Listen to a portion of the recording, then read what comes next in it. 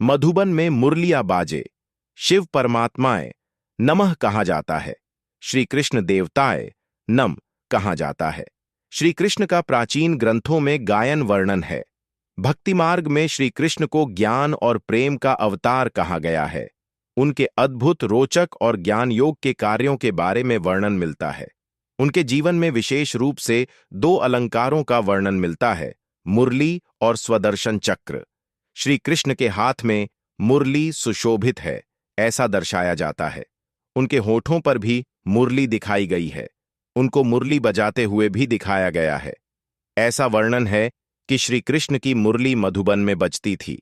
यह उत्तर प्रदेश में स्थित वृंदावन धाम का वर्णन है, जिसे अतीत में मधुबन भी कहते थे। श्री कृष्ण की मुरली की धुन सुनने के लिए सभी गोप गोपियां और पशु पक्षी, गाय मोर आदि भी दौड़ दौड़े आते थे। प्रस्तुत विवेचन में आज हम श्री कृष्ण की मनोरम मुरली के विषय पर सार संक्षिप्त में स्पष्ट कर रहे हैं। आशा है कि इस समझ से जीवन के गहरे और गुप्त तथ्यों के प्रति स्वीकार भाव बढ़ेगा। मुरली के कई दिशाओं में गहरे और रहस्यात्मक अर्थ होते हैं। केवल इतना कहने से ही कुछ खास स्पष्ट नहीं होता है कि मुरली परमात्मा के महावाक्य हैं। मुरली को विस्तार से स्पष्ट समझना और समझाना पड़ता है, तब मुरली के असली अर्थ समझ में आते हैं। मुरली की अनेकानेक दिशाओं में शाखाएं हैं। हर एक शाखा बहुत मूल्य की है। जिन आत्मा में ज्ञान का गुण ज्यादा परसेंटेज में होगा, उन आत्माओं को मुरली बहुत अच्छी लगेगी। मुरली को हम बहुआयामों से समझते हैं। मुरली आध्यात्मिक अधिभौतिक ज्ञान है। मुरली विज्ञान है। मुरली गीता भागवत वेद पुराण है। मुरली योग का विज्ञान है। मुरली कर्म का ज्ञान है। मुरली भक्ति का विज्ञान है। मुरली मनोविज्ञान है। मुरली परमात्मा का आदेश है।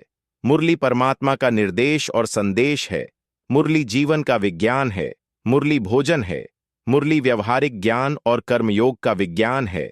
मुरली में जीवन के लिए उपयोगी लौकिक और अलौकिक ज्ञान है। मुरली अव्यक्त का ज्ञान है। मुरली नैतिक और अनैतिक का ज्ञान है। मुरली धर्म अधर्म का ज्ञान है। मुरली त्रैकालिक ज्ञान है। मुरली मनुष्य सृष्टि चक्र का ज्ञान है। मुरली परमात्मा का गीत और संगीत है। मुरली ध्वनि विज्ञान भी है। आध्यात्मिक ज्ञान को प्रायः लोग मुरली कहते हैं, लेकिन मुरली की यह सटीक परिभाषा नहीं है। मन, बुद्धि, आत्मा, परमात्मा तथा भौतिक अभौतिक के सभी पहलुओं के सारभूत ज्ञान को मुरली कहते हैं। मुरली अर्थात ऐसा ज्ञान है जो जीवन के सभी प्रैक्टिकल पहलुओं को समझने के लिए अनिवार्य है।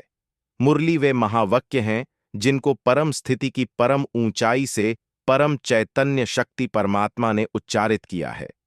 कुछ सकारात्मक और विशेष ध्वनियों का उपयोग आध्यात्मिक विकास के लिए किया जाता है। ज्ञान मुरली के भी बड़े गहरे प्रभाव मनुष्य के मन और तन पर दोनों पर पड़ते हैं। हम केवल ज्ञान के उच्चारण की मुरली से संबंधित विषय का संक्षिप्त में विवेचन कर रहे हैं। हम साधारण शब्दों में मुरली को समझते हैं। औषधि लेकर बीमारी ठीक करने के लिए डॉक्टर के लिखे हुई प्रिस्क्रिप्शन को जानना जरूरी नहीं होता है। प्रिस्क्रिप्शन के अनुसार यदि केवल औषधि ले ली जाती है तो बीमारी से मुक्त होने का उद्देश्य पूरा हो जाता है। इसलिए ज्ञान की मुरली को सुनना और आंतरिक गुणों की वृद्धि की अनुभूति करना ही महत्वपूर्ण है। अनुभूति के लिए ज्ञान को विस्तार और गहराई से जानना अनिवार्य नहीं होता है। ज्ञान की मुरली को सिर्फ भाव और एकाग्रता से सुनना ही पर्याप्त होता है। ज्ञान की बहुआयामी विस्तार की समझ को व्यर्थ या अनावश्यक नहीं समझा जा सकता है। ज्ञान की गहरी समझ भी अपनी जगह महत्वपूर्ण है। अनुभूति भी अपनी जगह महत्वपूर्ण है। ज्ञान की गहन समझ का भी अपना काम है। ज्ञान की गहरी समझ भी दिव्य अनुभवों के लिए पृष्ठभूमि तैयार करती है। भावना और एकाग्रता का अपना काम है। ज्ञान और योग दोनों के संयुक्त प्रभाव का अपना काम है। कोई भी आत्मा योग के अभ्यास द्वारा केवल आत्मिक अनुभूतियां कर सकती है, आत्मिक शक्ति से भरपूर होती है, लेकिन उसके बाद भी कर्म क्षेत्र में कर्म व्यवहार का ज्ञान और अन्य प्रकार के ज्ञान की आवश्यकता होती है। मान लीजिए, यदि ज्ञान की गहरी समझ तो है, पर यदि योग के दिव्य अनुभव नहीं है तो योग की कमी रह जाती है। यदि योग की दिव्य अनुभूतियां तो हैं, पर यदि ज्ञान की गहन और विस्तार की समझ नहीं है तो ज्ञान की कमी रह जाती है।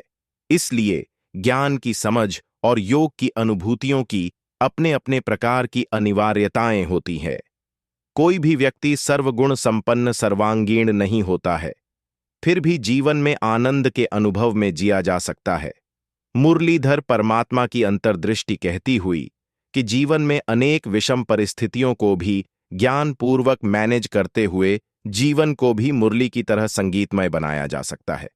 परमात्मा की अंतर्दृष्टि में संगीत और साइलेंस का आपस में गहरा संबंध है। संगीत के सहयोग से चेतना की केंद्रीभूत दिव्य अनुभूतियां की जा सकती हैं। परमात्मा की अंतर्दृष्टि के अनुसार मनुष्य का यह जीवन एक खेल की तरह है। जीवन के खेल के अंदर भी अनेक प्रकार के खेल होते हैं। सभी आत्माएं अपना अपना अभिनय अदा कर रही हैं। जीवन में दोनों प्रकार की विपरीत स्थितियां होती हैं। जीवन के खेल का खेल की तरह आनंद लें। जो जीवन को खेल की तरह समझता है वह ही मुरली बजा सकता है, वह ही ज्ञान की ऊंचाइयों तक पहुंच सकता है। श्री कृष्ण के जीवन में अनेक कठिन परिस्थितियों का भी वर्णन है। अनेक कठिनाइयों के बावजूद भी उनके होठों पर मुरली और चेहरे पर मुस्कान दिखाते हैं। होठों पर मुरली का अर्थ है कि जीवन में चयन का अनुभव करने के लिए अपने भाव केंद्र को सक्रिय बनाए रखा जा सकता है। लोगों को यह पता ही नहीं है कि परमात्मा शिव भी ज्ञान की मुरली बजाते हैं। श्री कृष्ण भी ज्ञान की मुरली बजाते हैं। जो शिव के साथ जो शालिग्राम हैं वे भी ज्ञान की मुरली बजाते हैं। मुरली के लयबद्ध ध्वनियों की फ्रीक्वेंसी और ज्ञान की गहरी समझ हमारे भाव केंद्र को सक्रिय बनाए रखती है। परमात्मा शिव और श्री कृष्ण की समझ में संगीत एक विज्ञान है। संगीत अर्थात ध्वनि तरंगें जीवन के गहरे भाव तलों से जोड़ने का काम करती हैं। मुरली की धुन की सुव्यवस्थित ध्वनियां होती हैं। उन ध्वनियों के भी मनुष्य के मन और तन पर सकारात्मक प्रभाव पड़ते हैं। परमात्मा शिव और श्री कृष्ण को ध्वनि विज्ञान के प्रणेता कहा गया है। व्यवस्थित ध्वनियां हमारे मन को प्रत्यक्ष या अप्रत्यक्ष रूप से अवश्य प्रभावित करती हैं। ज्ञान के शब्दों की ध्वनियां भी हमारे मन को एक आंतरिक व्यवस्था प्रदान करती हैं। मुरली सुनने सुनाने का यथार्थ भावार्थ क्या है? हम मनुष्य आत्माओं का मूल स्वभाव ज्ञान है। हम ज्ञान स्वरूप आत्माएं हैं। कालांतर में हमारे ज्ञान का लेवल कम हो जाता है। ज्ञान को मन बुद्धि के लेवल पर समझने से हमारे आंतरिक व्यक्तित्व में पॉजिटिव परिवर्तन आता है। ज्ञान से हमारे मानसिक पैटर्न में एक निश्चित प्रकार का बदलाव आता है। आध्यात्मिक ज्ञान व मनोविज्ञान के ज्ञान मुरली सुनाने का भी अपना विज्ञान है। हमारे द्वारा सुनाए हुए ज्ञान के शब्द आकाश तत्व के माध्यम से विशेष प्रक्रिया से गुजरते हुए एक खास प्रकार की फ्रीक्वेंसी में परिवर्तित होते हैं। वह ध्वनि की फ्रीक्वेंसी हमारे कानों के पर्दों से टकराती है। ध्वनि के वे स्पंदन हमारे भाव और विचार संस्थान में प्रवेश कर प्रभावित करते हैं। वे खास प्रकार के स्पंदन हमारे भाव व मन को खास तरह से प्रभावित करते हैं। सुसबद्ध ध्वनि के स्पंदन हमारे बौद्धिक अथवा मानसिक पैटर्न को सुसबद्ध करते हैं। उससे हमारी शांत चित्त स्थिति का ग्राफ बढ़ता है और हमारे मन और बुद्धि समृद्ध बनते हैं। इसे ही ज्ञान अच्छा लगना कहते हैं। इसे ही ज्ञान मुरली का अच्छा लगना कहते हैं। इसे ही हम मन बुद्धि का ऑर्गेनाइज होना कहते हैं। ज्ञान मुरली के उच्चारित किए हुए शब्दों से जो लोगों को अनुभूति होती है वह इस बात पर निर्भर करती है कि सुनने वाले व्यक्ति किस भावदशा से ज्ञान सुन रहे हैं। सुनते समय उसकी भावना और मन की अंतर्दशा किस क्वालिटी की है। ज्ञान मुरली का प्रभाव इस बात पर भी निर्भर करता है कि ज्ञान के वाक्य या महावाक्य कहाँ से कैसी स्थिति से प्रकट हो रहे होते हैं। जमनोत्री से जो जलधारा निकलती है उसे जमुना कहते हैं, गंगा नहीं। गंगोत्री से जो जलधारा निकलती है उसे गंगा कहते हैं, यमुना नहीं। दोनों में केवल जल ही होता है, लेकिन उनके जल की गुणवत्ता और प्रभाव में मूलभूत बहुत अंतर होता है। ज्ञान की मुरली यदि परमात्मा के माध्यम से प्रकट होती है तो परमात्मा की स्थिति का प्रभाव उसमें आ जाता है। यदि मुरली किसी मनुष्य आत्मा के माध्यम से प्रकट हो रही है तो उसमें उस मनुष्य आत्मा के स्वयं के प्रकंपनों का प्रभाव पड़ता है। हम सब ज्ञान के स्रोत परमात्मा शिव से निकली हुई ज्ञान गंगाएं हैं, इसलिए ज्ञान को बढ़ाते रहना चाहिए। अनुभूतियों को दिव्य बनाते हुए निरंतर अग्रसर रहना चाहिए।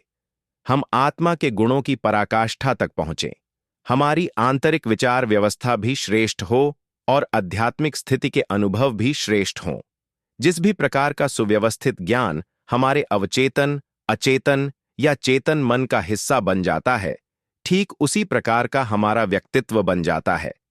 ज्ञान को दुनिया में सबसे पवित्र वस्तु माना गया है। ज्ञान मुक्ति है, ज्ञान शक्ति है, ज्ञान लाइट माइट है, ज्ञान प्रकाश है। ज्ञान सभी प्रकार के कर्मों और प्राप्तियों के मूल में, लेकिन सरस्वती नदी की तरह गुप्त रहता है। ज्ञान को सर्वश्रेष्ठ माना गया है। ज्ञान का संबंध श्रेष्ठ कर्म से भी है और स्वधर्म से भी है। ज्ञान का संबंध आचार, विचार और व्यवहार सबसे है ही है। कुल मिलाकर मुरली को समझते हुए सार रूप में मुख्य 3 बिंदुओं को समझ लें। यही मुरली का मर्म है। इसे समझने से आपकी ज्ञान में और ज्ञान की मुरली में अवश्य आस्था बढ़ेगी। पहला, हमारे प्रैक्टिकल जीवन का स्वरूप श्रेष्ठतम होना चाहिए।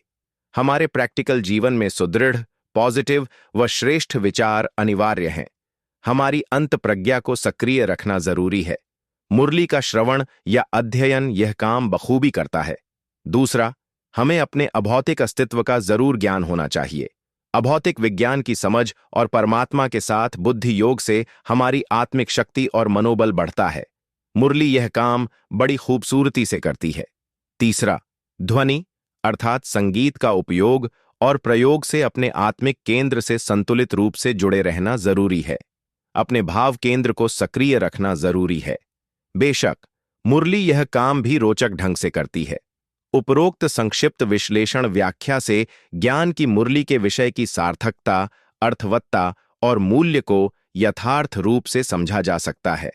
मनुष्य के जीवन में मुरली की आधारभूत भूमिका को समझते हुए हम दृढ़ता से कह सकते हैं कि यदि जीवन में मुरली है तो सब कुछ है, यदि मुरली नहीं तो कुछ भी नहीं।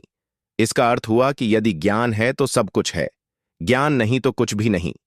यह पक्का समझ लें कि ज्ञान जीवन के समस्त आयामों में गोपनीय ढंग से काम करता है। यह मुरली की संक्षिप्त व्याख्या की गागर है। इसमें सागर को देखा जा सकता है। इसलिए सबसे पहला और आखिरी सब्जेक्ट ज्ञान है, मुरली है। मुरली का भाव भावना से हार्दिक स्वागत है।